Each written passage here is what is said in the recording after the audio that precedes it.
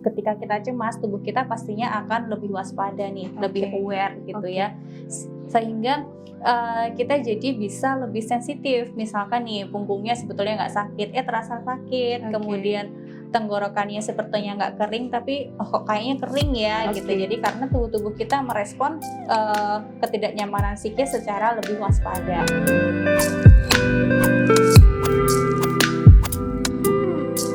Assalamualaikum warahmatullahi wabarakatuh. Jumpa kembali dengan Anfalia Fitri Astuti di RSNH TV. Kali ini kita akan membahas seputar pertanyaan dari netizen di mana masih menyangkut COVID, sering disebut psikosomatis. Sebenarnya apa sih psikosomatis itu?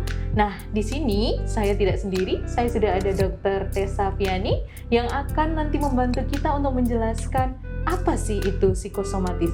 Mungkin teman-teman sudah pada tahu ya, COVID masih berlangsung dan makin banyak. Jadi, kalau kemana-mana jangan lupa pakai masker, kalau bisa pakai face shield, dan jangan lupa sering cuci tangan. Oke, kita langsung saja undang Dr. Tessa Fiani. Di studio ini sudah hadir Dr. Tessa Fiani. Halo dok, Halo. Assalamualaikum. Waalaikumsalam. Iya, gini dok, jadi teman-teman dari netizennya Rumah Sakit Nur Hidayah ini banyak yang tanya dok. Sebenarnya apa sih dok ketika ada pasien COVID kemudian kita seolah-olah merasa sakit, merasa insecure, aduh gimana sih langsung pusing dan lain sebagainya. Nah, apakah itu sudah disebut gangguan dok? Oke, iya Mbak Anfa. Jadi kejadian COVID ini kan memang suatu kejadian yang ibaratnya seperti menakutkan ya bagi banyak pihak karena ini belum pernah dialami oleh siapapun. Sehingga sangat wajar kita meresponnya dengan suatu kecemasan gitu ya. Ketika kita cemas, tubuh kita pastinya akan lebih waspada nih, lebih aware gitu ya. Sehingga kita jadi bisa lebih sensitif. Misalkan nih punggungnya sebetulnya nggak sakit, terasa sakit. Kemudian tenggorokannya sepertinya nggak kering, tapi kok kayaknya kering ya gitu. Jadi karena tubuh kita merespon ketidaknyamanan psikis secara lebih waspada begitu. Sehingga kita kayak seakan-akan merasakan hal yang sama. Tapi sebenarnya itu halusinasi nggak dok? Oh, kalau yang dibilang dengan halusinasi itu masih belum ya Mbak Anfal ya. Karena nanti kalau terkait dengan halusinasi masuknya ke gangguan jiwa berat nih gitu ya. Jadi kayak persepsi panca indera yang sebetulnya nggak ada tapi dirasa ada gitu.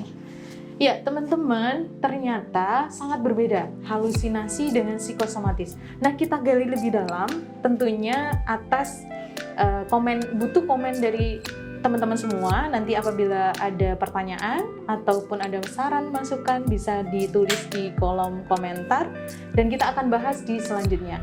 Lanjut dok, apakah psikosomatis itu bahaya dok bagi yang terus-terusan? Otomatis kan dia merasa ya dok, hanya saja merasa, tidak kok mengalami secara apa ya medis dia terkena begitu kan tidak. Nah, apakah itu bahaya atau efek buruknya ketika kita tidak bisa menghilangkan itu dok?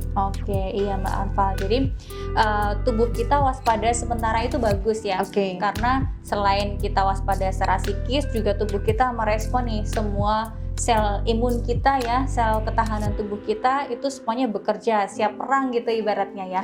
Tapi kalau itu terjadi terus-menerus ya, stresnya secara kronis, tentunya sel-sel ketahanan tubuh kita jadinya capek. Sehingga itu yang disebut dengan kenapa sih stres kronis bisa menyebabkan imunitas kita jadi turun. Nah, itu karena waspadanya udah kelebihan nih, sudah terlanjur over ya gitu, sehingga kelelahan kemudian imunitas jadi turun. Nah, kalau imunitas turun pastinya kita secara fisik juga mudah terserang penyakit. Secara psikis juga nggak bisa berpikir dengan lebih jernih nih kalau kita berada dalam kondisi stres kronis gitu Mbak. Dok, sangat lengkap sekali ya dok. Jadi memang kita boleh berempati kepada tubuh kita sendiri, tapi jangan berlebihan atau over. Baik Dokter Tessa Fiani, terima kasih untuk pembahasannya untuk masalah psikosomatis. Apabila Anda mau konsultasi terhadap Dokter Tessa, beliau praktek di Rumah Sakit Nur Hidayah, jadwalnya ada di bawah ini, atau telepon terlebih dahulu di 085 100 747 2941. Saya Anfalia pamit untuk sesi ini. Kita lanjutkan ke sesi 2. Terima kasih. Wassalamualaikum warahmatullahi wabarakatuh.